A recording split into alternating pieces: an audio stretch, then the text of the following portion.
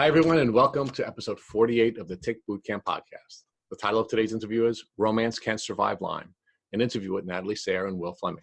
My name is Richard Johannesson. And I'm Matt Sabatello. Today's podcast guests are Natalie, Sayre, and Will Fleming.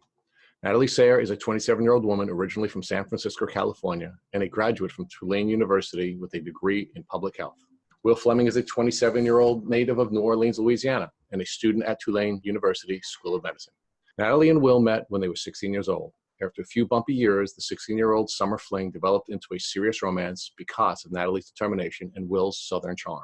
Upon graduating from high school, Natalie and Will attended college together at Tulane University.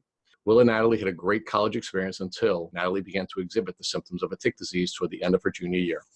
Natalie's illness limited her ability to socialize, and Will, a natural social butterfly, struggled with the gap between what he wanted to do and what Natalie was able to do. Will did not want to do stuff without Natalie, especially if that meant leaving her while she was in pain. Over the next 6 years, Natalie's illness required her to visit over 20 medical practitioners before she was diagnosed with a tick disease. Together, Will and Natalie learned about the failures of the medical system they had studied in college and in medical school. Despite Natalie's chronic illness, their relationship thrived and the couple grew closer. A few months ago, on Natalie's birthday, Will got down on one knee in New Orleans Audubon Park and asked Natalie to marry him. After a short pause and between tears, Natalie accepted Will's marriage proposal. Hey, Natalie and Will, and welcome to the program. Well, hello. Hi. Can you folks share with us where you're from? So I'm from San Francisco Bay Area. I grew up 20 minutes south of San Francisco on the coast, and I'm currently living in New Orleans with Will. And I'm the New Orleans native. I grew up about 20 minutes outside of New Orleans, Louisiana. And you folks met while you were attending college? Well, we actually met when we were in high school. So both of our families were on a little vacation. And what started out as just a little vacation fling turned into a pretty serious relationship. Wow. And Natalie, your dad allowed you to continue a relationship with a guy you met on vacation? I mean, it was bumpy for a couple years. I love my parents very much, and I thank them very much now for their patience and my 16-year-old determination to live out this love story. And a little Southern charm goes a long way, too. Did you guys decide to attend the same college because of that earlier connection you had made? It was definitely a big factor. We applied to a lot of the same schools, and then as things got closer to deciding, we chose the same school together. And where did you go to college? So we went to Tulane in New Orleans for undergrad. Natalie, what was your major while you were at Tulane? So I majored in public health and minored in psychology. And Will, what was your major at Tulane? I was an anthropology major with the cell and molecular biology minor for the med school component of it. And Natalie, when you graduated from Tulane, did you start working? Yes, I had a couple of different jobs in the nonprofit field. My last job was with an organization called CASA, Court Appointed Special Advocates, doing community outreach and work with foster children and community trainings. And Will, did you start working after you graduated from Tulane? Yeah, so I did a couple years of research, doing clinical research with this cardiologist group. And then I did a post-baccalaureate after that, and then another year of sort of lab research before going back to school for medicine. And where did you do all of the clinical research and the post-baccalaureate educational work? So that all took place out in the Bay Area of California. So, Natalie spent 4 years out here for our undergrad at Tulane, and then we both moved back to the Bay Area. Lived in San Francisco for a year, and then we're priced out a little bit, but stayed in the Bay Area sort of near her family for the next 3 years. And Will, what are you doing now? So I am now entering my second year of medical school at Tulane University's School of Medicine, and just enjoying it to the nth degree. It's as oppressive as it seems like it would be at times, but I'm really enjoying myself. So Natalie, are you currently working? No, I do some writing, but right now my health is my full-time job, and I'm just trying to get back to a place where I'm well enough to work. Now, Natalie, when did you first begin to show the symptoms of what you now know to be a tick disease? So my symptoms started Pretty slowly. My junior year of college in 2012, I started to get more symptoms that would interfere with my daily life, more migraines that lasted multiple days at a time, fatigue, brain fog, sort of like different bouts of weird illnesses like bronchitis that kept coming back and stomach bugs, things like that. That was all in 2012. And Will, what impact did Natalie's developing symptoms have on your relationship? Well, it was sort of interesting because I think that we were both so in the moment when it started happening that we were almost in denial of it. And we're like, okay, yeah, you're having a tough week or a tough semester. But, I don't think either of us really conceptualized the big picture of how sick she really was until later on. And so we were just doing our thing, trying to make the best of it and, pushing through probably more pain and more discomfort than we should have. Natalie, when you first got sick in your junior year of college, did you see any doctors or did you just dismiss your symptoms as the stress of being in college and having a hard academic life? Yeah, so I didn't see any doctors outside of, the general physicians at the student health center. I did go see another primary care doctor to explore things a little bit further, but everything was pretty dismissed, under being in school and living on my own for the first time and migraines being tied to hormones and changes in schedule and all that kind of stuff. So no aggressive meeting with doctors at that stage. Can you walk us through the progression of your symptoms from the time you were 20 until you were 22 out of college and working? Sure. So when things started when I was 20, sort of that second semester, junior year of college, I started to have symptoms interfering with my ability to go to class, to go out to certain events. Like I wasn't able to go out very late in the evenings. Definitely drinking alcohol started to be a problem and trigger my symptoms more and more. Large events, even vacations, everything just became a little bit harder. And I got used to, like Will said, pushing through a lot of pain. And that just increased in severity and frequency over the next 2 years. So I was really lucky to graduate a semester early, which kind of allowed me to keep myself functioning through college.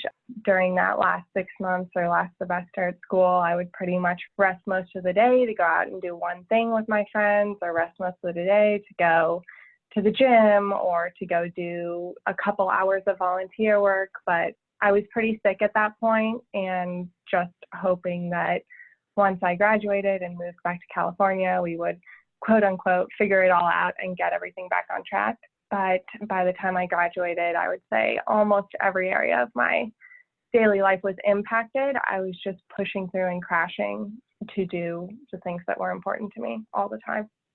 Will, during that 2-year window as Natalie's symptoms were progressing, how did that affect you? Well, I would say that me personally, I'm a bit of a butterfly socially. And so I'm always, looking to do as much stuff socially. And it's sort of interesting that we're a little bit different that way and that I really recharge when I'm in a group. And that, the gap between what I wanted to do and what she was able to do grew sort of tremendously in that amount of time. And I think that was a difficult thing for me to adjust to initially because I didn't want to be going to stuff without her, especially if I was leaving her while she was in pain, but I also didn't want to be missing out on stuff. And, that was a difficult thing for me to cope with. And I probably leaned on a few things more than I should have. I think I was definitely drinking a little bit more to sort of like cope with that than I wanted to at that point. And we weren't having the conversations, I think, in that 2-year period as things were really escalating that we needed to make sure that we were on the same page with what our priorities still were and how we were going to work together in the best way that we could. Now, when you say that you weren't having the conversation that you needed to have, is that because Natalie's stoic and she just was fighting through the pain and not sharing that with you? Or do you mean there were other types of relationship conversations you had to have? It was sort of like we were running into a wall and neither of us knew exactly what was going on. And at the same time, like we talked about, there wasn't like a real diagnosis that we could latch onto and work together as a team. So it was a little bit just like treading water, where I think we were both together and committed to each other, but we weren't moving in a direction together that felt like, that we had an endpoint or a goal that was shared between the two of us. Natalie, as time went on over these 2 years and your health declined, did not being able to be there for Will have a negative impact and add to the stress of your illness? Yeah, I mean, I think that stress showed up in a lot of different areas of my life. It was really difficult for me to not be able to show up as the partner that I wanted to all the time, or the daughter or friend or employee. And that was really hard for my self-esteem and my self-image. And I had always been a person who enjoyed going above and beyond for the people that I loved. So as my body started to limit my ability to do that, it was really, really challenging, especially when I didn't have the understanding or awareness of, what was going on. I just felt that I was able to support people less and less, and I didn't know how to change that when I was struggling so much. Natalie, as time progressed, what doctors did you see and what diagnosis, if any, did they give you? Better question might be, what doctors did I not see? I saw a bunch of different neurologists. My main symptom was migraine, so I saw private practice neurologists, and then I got passed up to different neurologists at the UCSF headache clinic and Stanford headache clinic.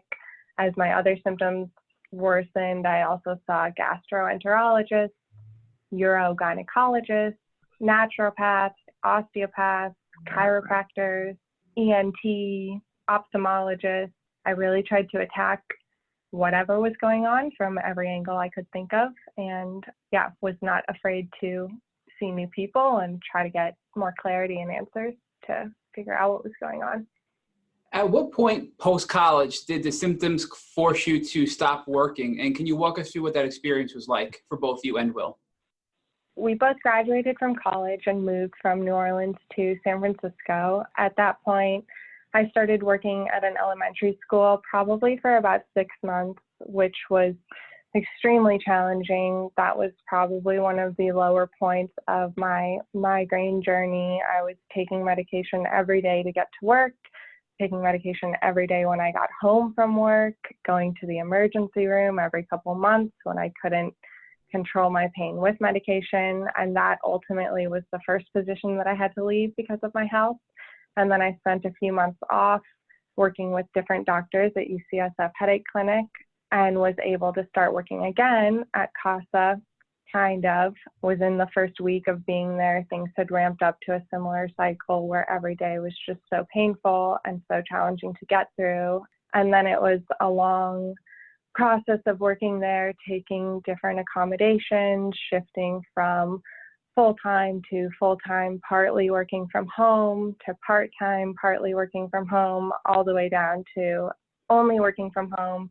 And even from that point, my doctor ultimately recommended that I take medical leave because I was just completely unable to, get through the day without health crises and overwhelming pain. And I had nothing left to give to any sort of work life. And it was extremely stressful to be trying to show up even in my reduced capacity when my health was so challenging and impacting every day. So, Will, while all of this was going on with Natalie, you were in the process of doing both some clinical work and some postgraduate work. What impact were Natalie's challenges having on the work that you were attempting to do? Yeah, this was a really challenging time because I would get up and go to work, and I know, and I would be in contact with Natalie throughout the day, and I could almost predict at what points throughout the morning I would start getting those texts where things are really starting to kick up, like the lights are really starting to bother me. I'm having to go to my car for 30 minutes just to take a break. Now I'm crying in my car because I don't think I can go back in there.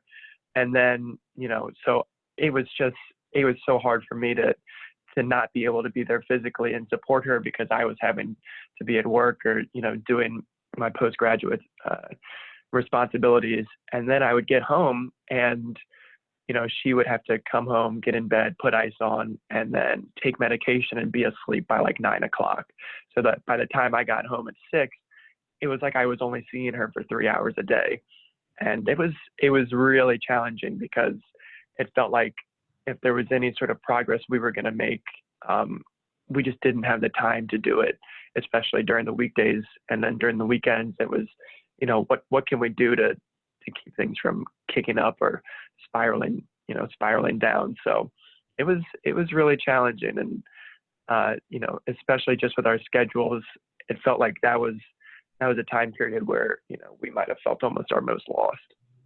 Well, because Natalie was going to all these doctors and she was not getting a diagnosis, did you ever question whether or not she really was as sick as she was claiming to be?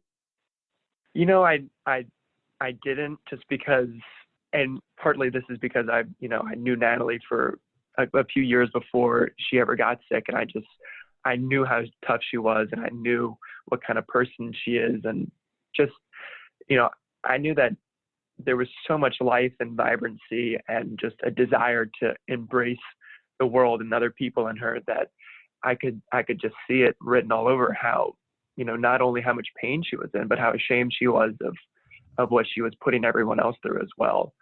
And, what her parents and I continuously tried to emphasize was that, we love you so much and we want to support you so much that it will never be as bad for us as it is for you, whatever you go through.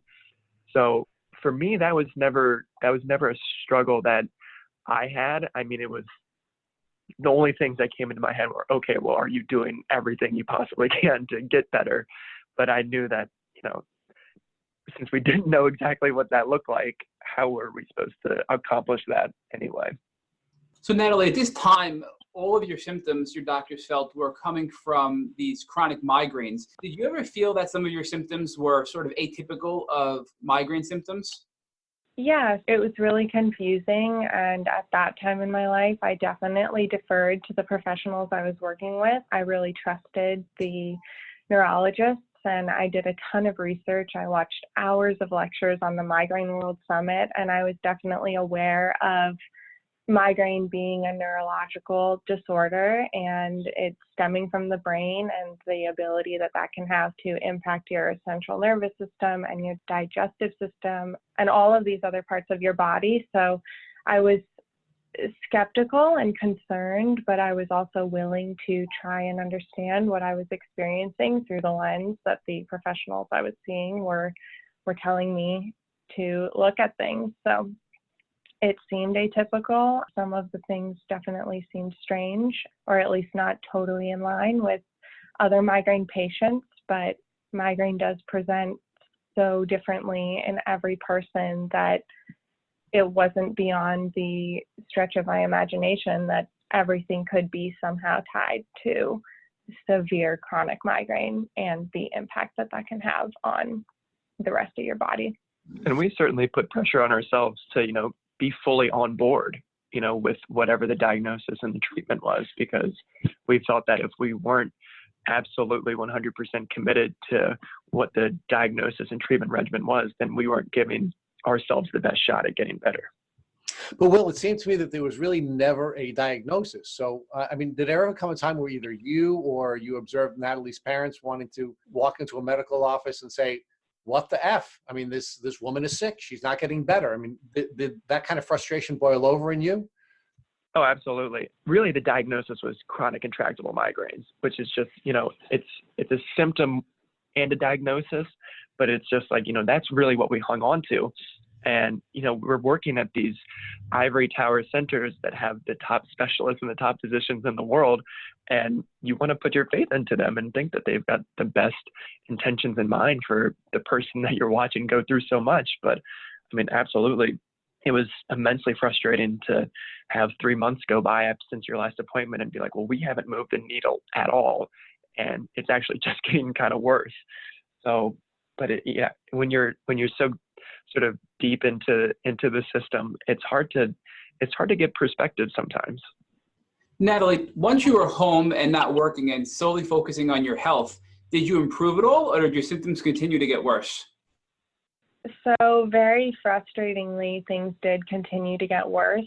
I talk about that period a lot, and I say as I was getting worse physically, I was at least starting to get better mentally. I took it upon myself to do whatever I could do to move, like Will said, to move the needle in a positive direction, even if that was exploring mindfulness and seeing a therapist to improve my communication skills and learning how to have better doctor-patient relationships and come to appointments as prepared as I could possibly be. So yeah, my physical symptoms were definitely declining, but I was at least growing in other ways that I think ultimately helped me to start to put the pieces of the puzzle together down the line. And this wasn't a short window. You first got sick in 2012. Things got really bad around 22 and you couldn't work. And things continued on up until last year. So this was about a 6-year process.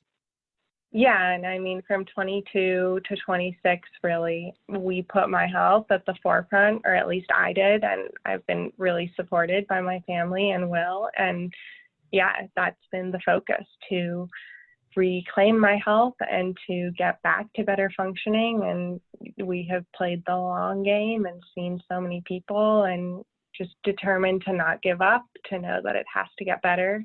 But yeah, it's definitely been something, not just a bad month or a bad semester or a bad year. It's been a challenging couple years. And I have to say, looking at your pre-interview questionnaire, you had a lot of classic Lyme symptoms. Any of your doctors at all recommend Lyme? No, I mean, it was never brought up, not in a primary care setting, not in a naturopath setting, not with some of the functional medicine doctors I worked with. The framework that everyone was sort of operating under was, as new symptoms pop up, let's send you to another specialist to look into those deeper. So I gathered a very extensive team. I had specialists for every system in my body, it felt like, where I had symptoms, but nobody was looking at sort of the bigger picture, and Lyme disease was just not even on the board as a possibility or something that might be contributing. About how many different doctors did you see over that 6-year window? So I haven't counted them all up, but I would say absolutely 15 plus and probably closer to 20 plus. We saw so many different people. We traveled around the Bay Area. We'd go from Santa Cruz to, Marin, and then even started traveling down to Santa Barbara and Southern California when we were living there, to see different people with different backgrounds who might be able to look at it with a different angle. So a lot. So Will, your girlfriend is traveling from doctor to doctor to doctor. You're doing your postgraduate work and you're doing your clinical work, obviously preparing yourself to enter into that community or that profession. What were your feelings about the medical community and how it was treating your girlfriend? I mean, it was just overly disappointing. I think it was, it's so tough when you get recommended to a new physician or practitioner, because there's always that modicum of hope that goes with it, that you're thinking, okay, well, maybe this is the stone that we just haven't turned over, and now we're actually on the right path here. And Natalie will tell you as well, like I'm an eternal optimist, and I'm always trying to hedge my expectations whenever we do get shuttled to a new practitioner. But it was just so blatantly obvious that there was, a disconnect between every single one of them. And with the new electronic health record system, we're supposed to have like this greater continuity of care and ability for these physicians and practitioners to talk with each other even more. But it just felt like Natalie was having to tell her story to every new person every single time and start from the ground up. It felt like we were running in circles. So it was so disappointing, but at least for me, not disenfranchising, because I felt like that we were learning so much on our journey and on the way there, that I was seeing it as just hopefully a way that I could commute those skills and those lessons over to maybe what I would do in the future. Throughout the 6-year window, did you have to pay a lot out of pocket of expenses that were not covered by insurance? Absolutely. Yeah. I mean, pretty much anything that has been alternative in any way, or more extensive testing, especially gut and immune and stool, that type of testing, nothing has been covered by insurance. And a lot of things we've had to fight to get covered that happen. Finally, last year in December of 2018, you had found a doctor that diagnosed you properly with Lyme disease. Can you walk us through that journey, how you found that doctor and what that experience was like? Yes, I started my Instagram page several years ago and got connected to a community of people suffering from all kinds of different chronic illnesses across the world. And one of the things that people do talk about a lot is Lyme disease. I never really identified with it because I didn't think that it was something I was dealing with, but it was in my sphere. And one of the people I follow, Jordan Younger, the Balanced Blonde, shared really, really openly about her journey to a Lyme diagnosis, a little bit different than mine, but there was enough that was similar that it prompted me to reach out to her, and then ultimately to reach out to her doctor to do just sort of a thorough, in-depth testing overview of what was going on in my body. I decided at that point, I was like, if I really do have all of these strange disorders that are not connected in any way, like gastroparesis, interstitial cystitis, chronic migraine, IBS, anxiety, the whole rap sheet I had accumulated, then I will find a way to deal with that. But if there's something going on that I'm missing, I want to know what that is. So I was really confident through Jordan's story and from talking to her that this doctor would be able to help me get that general overview. And I reached out to her and did some remote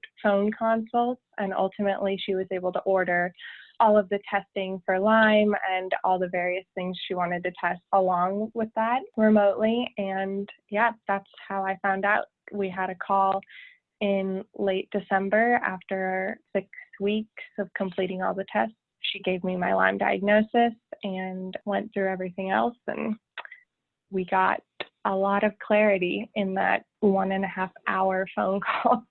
What type of blood test did she use, I believe it was Dr. Erica Lehman from Los Angeles? What kind of blood test did she use to diagnose you? So she did blood work through the IGeneX lab in California, and then she also did a bunch of blood work through LabCorp, just testing for other markers. I did test positive for Lyme disease through IGeneX, but I know a lot of people don't test positive who do have Lyme going on. So she looked at every possible indicator and every possible test to get a really full picture of what was going on in my body. And those two tests together painted a pretty clear picture of what was happening. What was your reaction when you first realized that you had Lyme disease? Were you relieved? Were you fearful?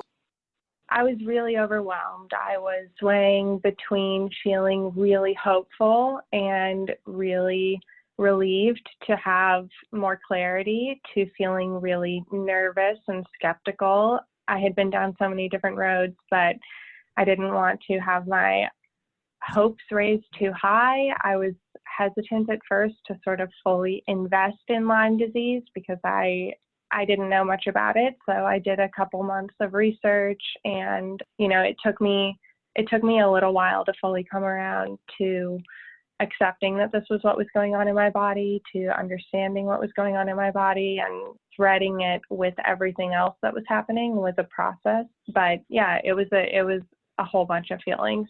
It changed probably by the day and hour those first few weeks. Well, how did Natalie's Lyme diagnosis impact you? Well, I think she did a really good job describing sort of the emotional impact. I mean, it was a ground shifting occurrence where, I think we had even looked at the lab results before we had talked to the doctor and thought they were negative. And then when we talked on the phone, she was like, "Oh no, you are 100% a Lyme patient. This is substantial actually." So it was an absolutely ground shifting experience. And then just trying to understand what that means for us going forward. I mean, like Natalie said, it was exciting because it's like, well, does this mean we found it? Does this mean that we can actually start doing things that will make real tangible impacts on her health? So at first it was, like she said, overwhelming and confusing. But I think the longer we sat with it, the longer we felt like in a real sense that this could be a path forward. So I'm assuming as Natalie was doing her deep dive on Lyme, you were doing your deep dive on Lyme. And can you tell me what you learned about Lyme disease that you didn't know before as the two of you were going through the deep dive on Lyme disease? It's a weird community out there because you do have camps that are sort of absolutely and objectively opposed to the idea of chronic Lyme. And I think both of us were really kind of anxious and nervous about that because we were somewhat familiar with that there is this bizarre contention going on. So I was actually really surprised to find the depth of research that had been done on chronic Lyme and just how widespread it was. And I found that that information was actually easier to access and find because I was very concerned when we got this diagnosis that we were going to have to go searching for data and information that supported her diagnosis and her condition and the probability and potential of her contracting this disease. But there was a ton of research out there about how widespread it is. And, and even at Tulane, all of this research that had been done on finding these spirochetes, the Borrelia burgdorferi in all kinds of tissue, for months and months and years after contraction. So I was actually shocked in a good way. I was like, okay, this is not as, taboo as maybe I had initially thought it was. I think we've come a long way in regard to the stigma, although in certain communities, and I think, generally speaking throughout the world, there's still a big disagreement in the world about chronic Lyme, whether it exists or not. Have you guys experienced that trouble in moving forward with your treatment protocol? Yeah, so, and I'll just speak on behalf of both of us. I think, like I said, we were really concerned to bring this up with a number of her physicians, such as her GP and her neurologist and gynecologist. And for the most part, we actually felt that it was received pretty well and that there was a lot of understanding. There wasn't, there was varying amounts of knowledge on many of their behalves where they just said, well, I don't know what that means. I know that it can cause inflammation and whatnot, but we actually found a good bit of support in just the medical personnel that we had begun associating ourselves with in New Orleans since moving back. And really it's been stuff like, recently with the New York Times article and some of these other big outlets that seem to have, this open forum for opinions and whatnot that have been more of the, more difficult things that we've had to deal with. So, Will, when in the movement between New Orleans and California did Natalie finally get her diagnosis? So we were in New Orleans for about 6 months at that point, after we had moved back from California. And what caused you guys to move back from California to New Orleans? I got the position in the medical school, and Natalie was open to going back, and she loved being here for undergrad, so she was on board, and so we both moved back here in July of 2018. Natalie, can you walk us through what your treatment plan was with Dr. Erica Lehman once you got diagnosed with Lyme? So we started to do some treatments remotely and tried to go after some of the less intense things, before starting Lyme-specific treatment. So we tried some treatment for Candida, for balancing hormones, for reducing inflammation. I did a little bit of IV therapy here, like IV glutathione and Myers. But as we started my Lyme treatment, I was having a real increase in my urinary symptoms. So much so that I had to sort of put Lyme treatment on hold for probably 2 or 3 months and do some more aggressive testing and a bladder operation just to make sure that there wasn't anything else going on. As it turned out, everything is okay down there. I just have pretty severe interstitial cystitis symptoms from Lyme that make my bladder really sensitive to any of the herbal treatments and things that I take orally, which has been frustrating because it's delayed a lot of what we're able to do remotely treatment-wise, but we still have been able to move forward with adjusting my thyroid and trying to address leaky gut and some of the other GI imbalances, and then working on home detox things as much as I can, doing castor oil packs, trying to go to infrared sauna, just trying to open up detox pathways in my body to prepare more for aggressive Lyme treatment. Once you started the actual treatment for the Lyme disease, once you got past those first couple of months, what treatment specifically did you get for the Lyme disease bacteria? I started taking oral antibiotics, which I went up on pretty slowly. That was something that I did remotely. I also started taking low-dose naltrexone right around that time, right after the bladder operation. And I'm trying to think because I've tried or started so many things over the past few months, but I guess Lyme specific for Lyme bacteria was really starting the oral antibiotics and then getting my body ready to go out and do ozone therapy and stem cell and some of the other things I did in her clinic over the summer. Do you recall what oral antibiotics were you on? Was it just one type like doxycycline or was it a combination of oral antibiotics? Yeah, so I started on rifampin actually, and I've been going up on my rifampin dosing. I haven't done doxycycline yet. We're sort of formulating our antibiotic plan, but given my symptoms and everything I was dealing with, that was the one she decided to start with. And it was probably one of the first things. I had taken over 10 daily preventatives for migraine over the years. And within a couple months of being on rifampin, probably about a month, I started to notice a decrease in symptoms, like severe symptoms, that gave me hope that we were moving in the right direction. You also mentioned that you tried the low-dose naltrexone therapy. Can you talk about how that was helpful in your symptoms? Yeah, so I started that around the same time that I started rifampin. I was having some really, really bad dizziness and vertigo, some of the worst I had ever had. I was used to getting it in the midst of migraine attacks, but I started to have it more on a day-to-day basis where it would just hit me like a wave and I would be unable to really stand up, or I'd lie down and everything would still be spinning. So taking those two things together helped immensely with my dizziness and vertigo, which helped a lot with everything else. And then regarding the LDN, I know that it is doing things for my body that are less easy to identify, working on pain receptors and cell health and inflammation and everything. So I think being on that has been a really positive addition to my treatment for now. Well, now Natalie has found a doctor who has diagnosed her properly, and she's beginning to treat and see improvement in her treatment. How has that impacted you and your relationship with Natalie? By the time she got the diagnosis and we started moving forward with it, I mean, Natalie and I, and just to roll back a little bit to what she talked about, sort of in that 2 years of her health was getting worse and worse. I mean, she was growing so much more as a person in her ability to communicate and just like her gratitude practice and her mindfulness practice. We grew as a couple and everything. So we were absolutely on the same page as we started doing the treatment for Lyme disease. And it was, like I said, I'm that optimist. And so I really wanted to remain cautiously optimistic throughout the treatment.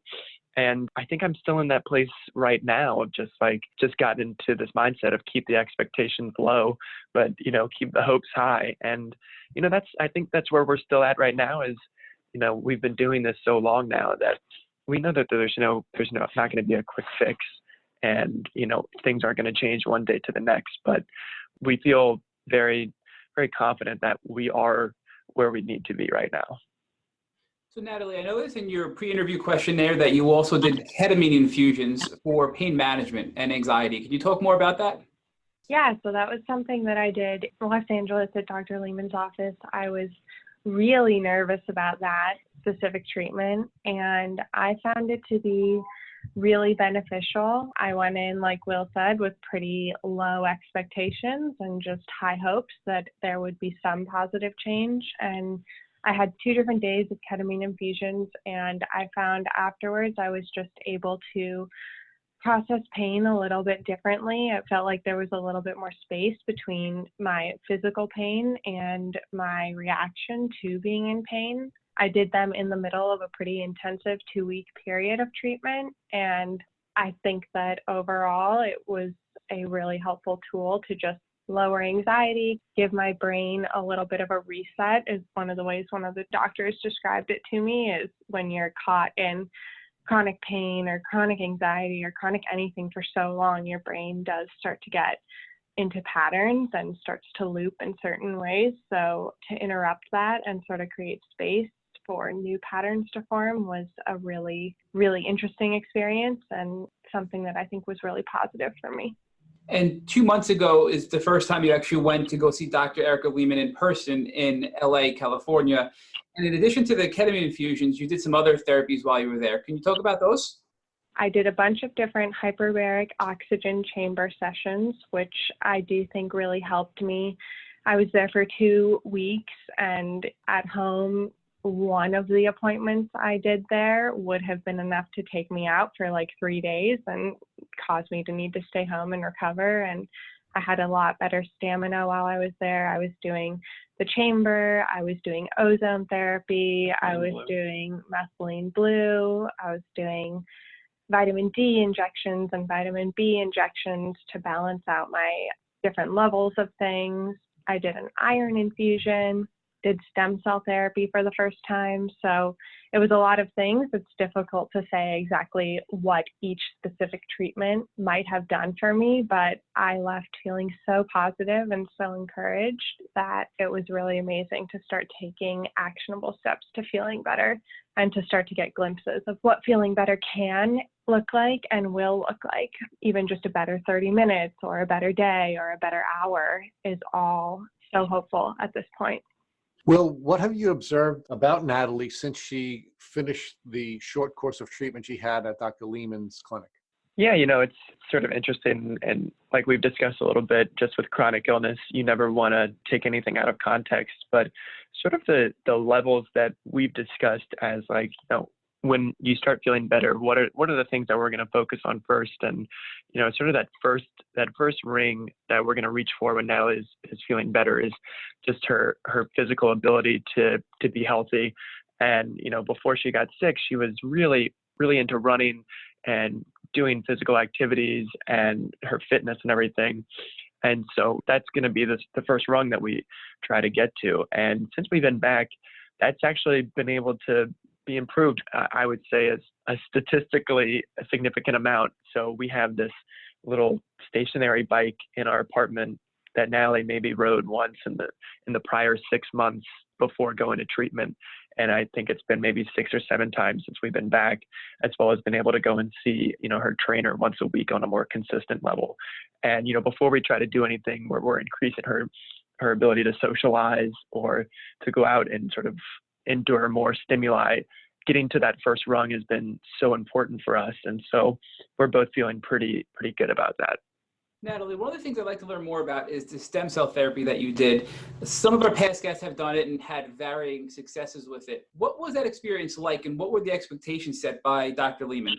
Yeah, so it was really interesting. We hadn't heard much about it before she brought it up as a treatment option. And the way she explained it to us was talking to us about what stem cells can do and how they can function in your body. So I have a lot of bladder pain and urethra pain and a lot of issues, obviously, with migraine and brain fog and neurological symptoms. And the idea that stem cells are these undifferentiated cells that can go into your body and repair damaged areas and help to reduce inflammation and basically go where they are needed was really exciting to us. It's not a inexpensive therapy. It was something that we asked a lot of questions about, and we really debated whether it was worthwhile because it's so new that there isn't very clear data that says 3 days after your stem cell therapy, you will feel better in this way, or 90% of people feel better in that way. So we went into it informed but hopeful, and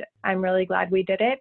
The level of improvement I've experienced since we started all of these treatments is more significant than anything in the past 6 years. And I have to assume that it's from taking chances like that and trying things that are a little bit newer and a little bit less understood, but can be really, really powerful in helping the body to heal when it's been so damaged by something like Lyme disease.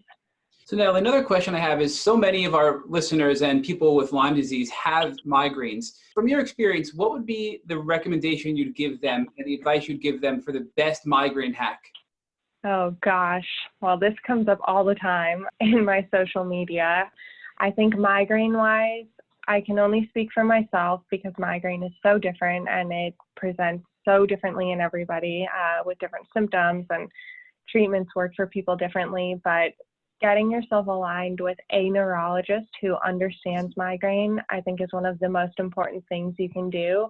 At the very least, starting to develop an acute migraine management plan, even if you don't get them chronically. I really feel like every migrainer deserves to have a tool in their arsenal that can help them to get out of level 10 pain when they're there. And a lot of people just take Excedrin or just take Advil or just try to sleep or do crazy things like put their feet in hot water and ice on the back of their neck and breathe through one nostril. I mean, there's just so much out there that seeing a doctor who has a background in treating migraine can give you a huge leg up. And then I think figuring out what works for you pain management wise, I have an entire portion of our freezer dedicated to ice packs of all different sizes and shapes and everything. And that's so important for me, is finding ways to get through the pain, to make a very uncomfortable experience as comfortable as possible. So yeah, I would stock your house with whatever you need to endure a migraine more comfortably, whether that's heat or essential oils or ice or anything. But those two things are what I usually tell people. And another thing I noticed on your pre-interview questionnaire is that you mentioned the infrared sauna is helpful when your body can tolerate it. Can you explain that? Yeah, so for me, part of my experience with chronic migraine and with it getting more severe has been that most days I do have some level of baseline head pain that can be triggered and kicked up pretty easily. And I do find that infrared sauna is one of those things where if I have a low level migraine or even like a higher level baseline head pain, being in there for just 10 minutes can start to escalate pain really quickly, and then it's difficult to lower it back down. So I just have to be more careful with those types of things. And if it's a day where my pain is already pretty high, I have to choose to go do the infrared sauna another day.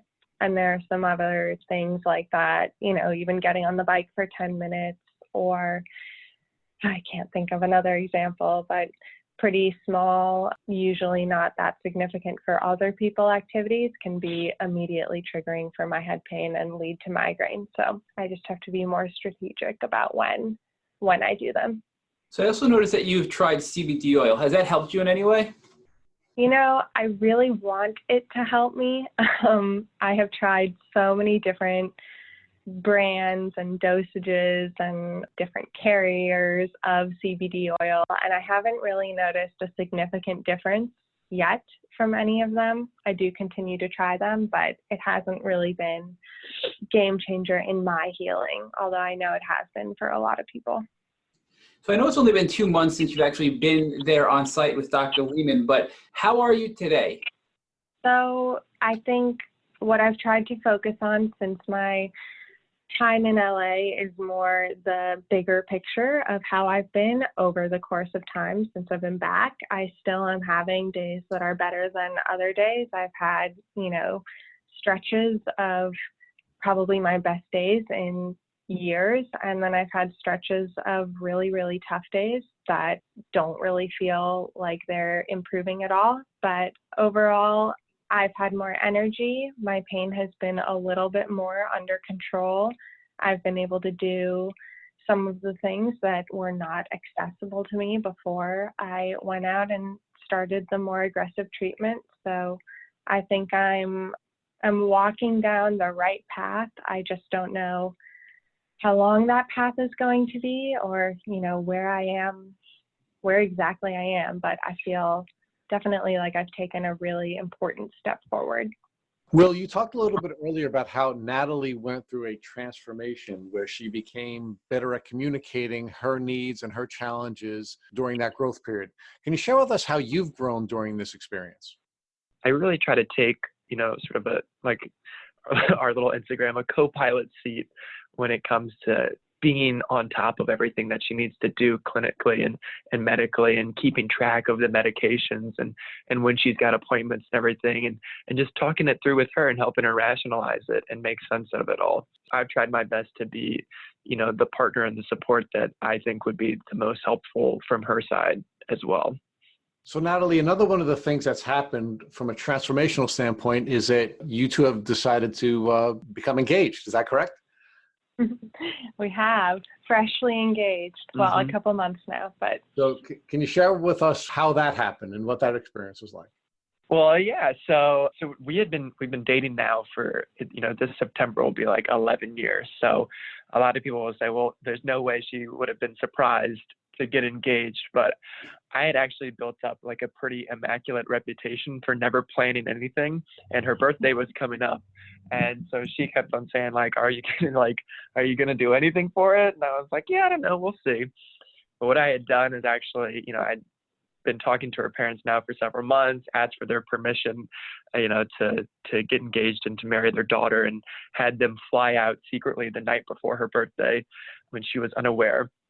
And then there's this park in New Orleans called Audubon Park, and they've got this nice clubhouse with this back courtyard and everything. And I made sure to reserve it for a couple hours and got some nice flowers and whatnot. And I told Natalie because I needed an excuse. And so this was sort of the challenging part, is because I needed a reason for her to get kind of dressed up. We don't go out to dinner and do big events like that because, it's just not practical with her health the way it is right now. But I thought, okay, her birthday is a great cover to get her to dress up a little bit and to, be a little bit, or to emphasize a little bit more how much I want her to go to something. So I said, there's going to be tea at this clubhouse at 6 p.m. And she was like, well, that's a weird time to have tea. And I said, yeah, I know, but it's a summer thing. It'll be fun. And so, we showed up to this place and walked into the back courtyard. And as we got up there, her parents and my mom came down from the back patio. And I think, a few little neurons started connecting in Natalie's brain, and she started realizing what was happening. And then when she went and hugged her parents and said hi to them, that's when I got down on one knee, and she turned around, and then I asked her the question, and she took a good few seconds to answer between the tears, but it worked out really well, and she was very surprised. So Natalie, why was the engagement such a surprise to you? I mean, yeah, I think Will and I have had so many conversations. It's not like we've been on the same page about our relationship and how important we are to each other and the life that we want to create for a long time. And we've been like ideologically engaged. We talk about our future children and our home and being old people together, but it was still a really moving milestone. And to have it happen when I was in such a physical rock bottom was just so overwhelmingly loving. And, a lot of the work that I've done on healing has been affirming my worth outside of my illness and the values in my life, like my family and like my relationship with Will, that I can still pour my love into even while I'm sick and even while I'm healing. That's something that I've really worked to make a priority. So this was just a huge step forward in that regard. And like Will said, we launched Clinical Co-Pilot because we really feel like we're teammates. I don't feel like I'm the sick one and he's the healthy one. I feel like we are just navigating this challenge together right now. And to be officially engaged and doing that has been, it's just been really exciting. It's been really, really, really positive. And he did a great job of making it as special as it could be. Thank you. So Will, can you share with us that part of your now outreach? The two of you are now giving back to the community that has given so much to the two of you. We know that Natalie is crediting social media with giving her the tools she needed for her diagnosis, and the two of you have now gone through a joint transformation where you're now participating in outreach. Can you share with our listeners how that came to be? Yeah, it's really been amazing, Natalie's involvement with the social network that she has been. I just see day in, day out how much support is given, to her and how much support she gives others. And, she was always receiving these messages from people about how much impact her message had on their lives. And I was just like, well, I mean, what is more rewarding than that, to be able to use the tools and the lessons that you've learned and have gone through and share them with other people who can feel so isolated and alone, and that they, that nobody else is going through the same thing. And it's just so immensely powerful. And one day when we were driving to an appointment, we were talking about, sort of the team that we have and how, the word caretaker gets thrown around a lot. And it just doesn't feel like the right term to use to describe, myself in relationship to Natalie, because that's such a unilateral direction of help and compassion and love, when really it's so much more unified. And so, we came up with the co-pilot thing, and that we both rely on and help each other so much. And Natalie was like, well, I think it would be so vital for your voice to be out there as the person, as the co-pilot who is helping me go through this, because, there's this, beautiful community of people who are going through it. But, what about the network? What about the other people who want to be better support systems and who don't really know how to navigate that? And I was just like, you know what? all we can do is share our story and what has worked for us and, what hasn't worked for us through our own little trial by fire. And if people like it and it resonates with them, then yeah, keep subscribing and keep following, and we'll keep putting stuff out there that, that has made a big difference in our lives. One of the things, Natalie, we've seen during the course of the 50 or so podcasts that we've done is that many relationships have ended because someone was suffering from a chronic illness. And I'm wondering if, Natalie, you're now trying to reach out to the folks in your community to help them discover the resources they need to keep their relationships intact. Yeah, I mean, I think a huge problem in the chronic illness community and in providing support for people who are suffering from chronic illness is we feel like if people really love us, then they'll know how to support us, and that the people who love us most will just know what we need and know how to show up for us in the best way possible. And something that we've learned through this journey, not just the two of us, but even with my family and my friends, is providing support to someone going through debilitating chronic illness is not always intuitive. It's not always straightforward. You can love someone so much and not really be sure how to show up for them when they're going through something like this. Even the person going through illness might not know what type of support to ask for, which can make it even more complicated. So we talk about that all the time in our relationship, and I feel really grateful because as I mentioned earlier, I've worked with a chronic pain psychologist. I've had an amazing health coach who's helped me to sort of navigate some of this boundary setting and finding your voice and all of these practices and coping skills that can completely transform your relationships. And it makes sense that relationships end when chronic illness enters the picture, when couples or friends, relationships in any way, friendships, relationships with family, if you don't have the right tools and the skills for how to communicate through this problem that can take over almost every area of your life, yeah, there are definitely going to be casualties in the form of relationships. So I've been so empowered by learning how to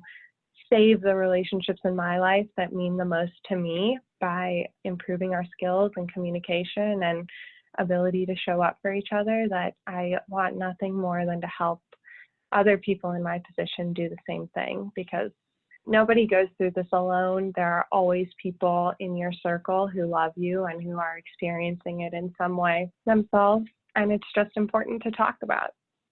I want to thank both of you for creating this resource, because I think it's a terrible thing that people have to go through the challenges of Lyme disease and chronic Lyme disease, and then in addition to that, lose someone that they care about while in the throes of that challenge. And if anyone can benefit from the resources that the two of you are putting out into the world, I think it's a wonderful thing. So I thank you both for sharing what you're sharing and taking the time to do this outreach.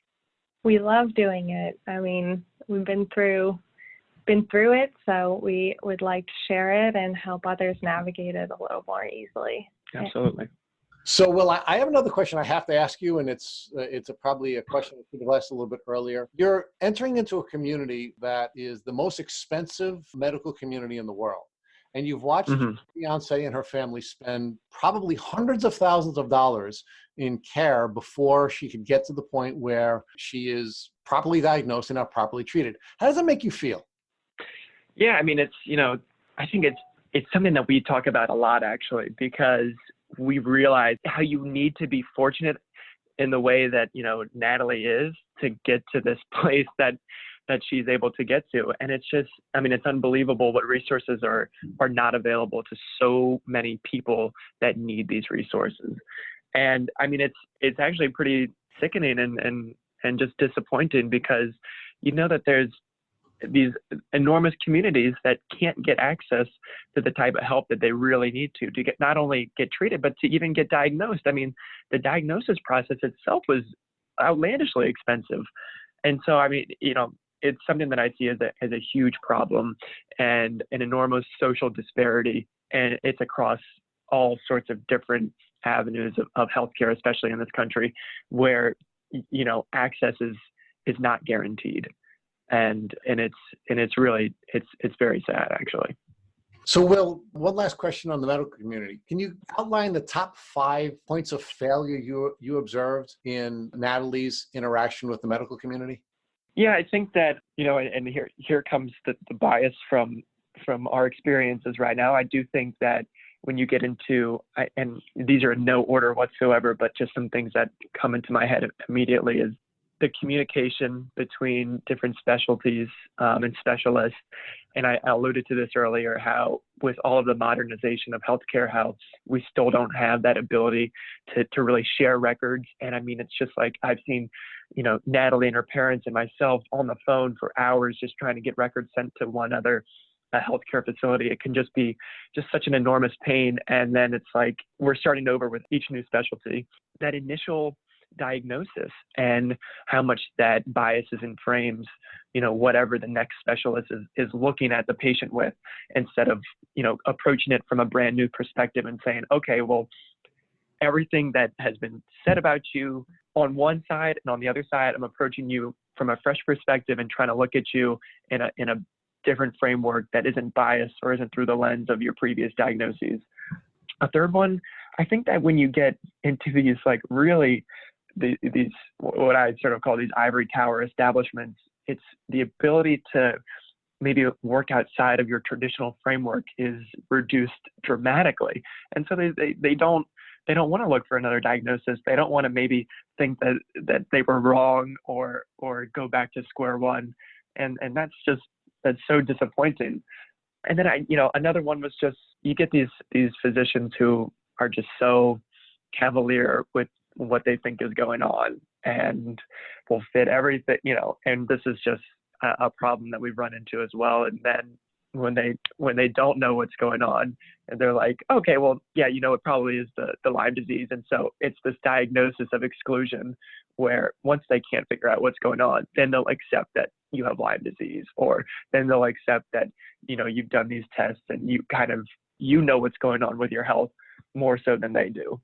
And, that's another problem, is they'll always act like they know more about your health until they don't. And then it's just like, oh yeah, well, you know what? It is probably Lyme. So go get that taken care of. So those are a few things that come to mind just with our sort of journey and movement through the system. Natalie, we've now gotten the medical perspective on the challenges that you face. I want to talk to you about it from the public health perspective. As a student of public health and as somebody who has a degree in public health, what were your perspective on the failures that you had seen?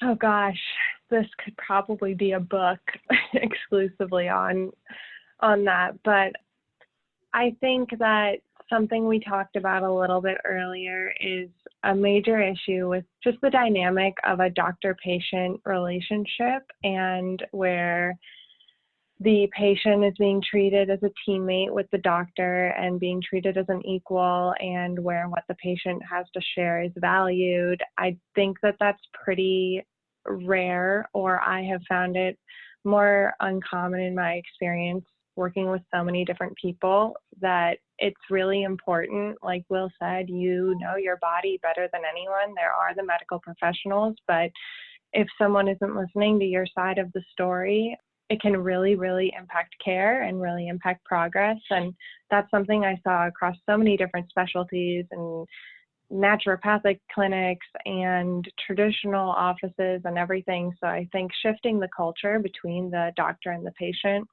really is something that's important, especially in chronic illness management that isn't always straightforward and can take a long time. That relationship can make or break the type of care that you're receiving and the progress you're making. One of the last patterns of transformation we've seen while doing this podcast is the transformation relating to ticks and tick diseases. And we've actually come up with a name for you folks. When you go through this transformation, we now call you tick hackers. And tick hackers are people who recognize that their defenses had been hacked by ticks. And as a consequence of their defenses being hacked by ticks, where a tick could grab you, could bite you, could feed on you, could leave you. Oh, and by the way, leave you with a whole cocktail of viruses and bacteria and pathogens. You now know a great deal about that. And I'd like to ask you first, Natalie, as a tick hacker, what would you do differently knowing what you know now, if you woke up tomorrow morning and you found a tick biting you on the leg? Well, yeah, before this, I probably would have done nothing special. Like I would have picked it off, maybe with my fingers, and put it in the trash and continued on my day. Now I would probably go on social media and reach out to some of my Lyme gurus just to confirm, but use a pair of tweezers, remove it by its head. I would put it in a plastic bag and reach out to my doctor and find out the best place to send it for testing. I think if you're lucky might be the wrong word, but if you find a tick on yourself and you're able to remove it and get it tested, you're already miles ahead of a lot of people who might get bit by a tick and not find it and not see it and not even know. Then I would be watchful for symptoms directly after and follow the advice of my doctor. But I grew up in Northern California in the hills off the coast where we had so many ticks. I mean, all the time, whenever we came in from the backyard, there were ticks on someone or on a dog, and I never thought twice about it. So just being armed with information, I think, is the most powerful thing we can do for ourselves. And to know I'm not scared to go outside. I'm not scared to go on a hike. I can't wait until I have the energy to do those types of things again. But I will definitely be more informed. And I hope that more people will be too moving forward, because that's the first step in making a real change. It's a professional tick hacker answer right there. And it was perfect. You guys need hat. You need tick hacker hat. Thank you for listening to the Tick Bootcamp interview with Natalie, Sayre, and Will Fleming. To our listeners, we have a call to action. First, if you'd like to learn more about Natalie, Sayre, and Will Fleming and their tick disease journey, please visit their Instagrams at Clinical Copilot and Mindful Migraine. Second, if you enjoyed this episode of the Tick Bootcamp podcast, please share it with your friends by using the social media buttons you see at the bottom of the post. Third, we here at Tick Bootcamp have created a Tick Bite Blueprint. It has been inspired by the information that has been shared with us by past podcast guests. We urge you to visit our website at www.tickbootcamp.com to visit the blueprint. We would appreciate it if you would contact us with any suggestions you have for improvements. Fourth, don't forget to subscribe to this podcast on iTunes, Google Play Music, or Spotify to get your automatic episode updates of our Tick Bootcamp podcast. And finally, we thank you, our listeners, for your past comments. We would appreciate it if you would take a minute to leave us an honest review on iTunes, on Instagram, or on our website. We make it a point to read every single one of the reviews we get. Thank you for listening.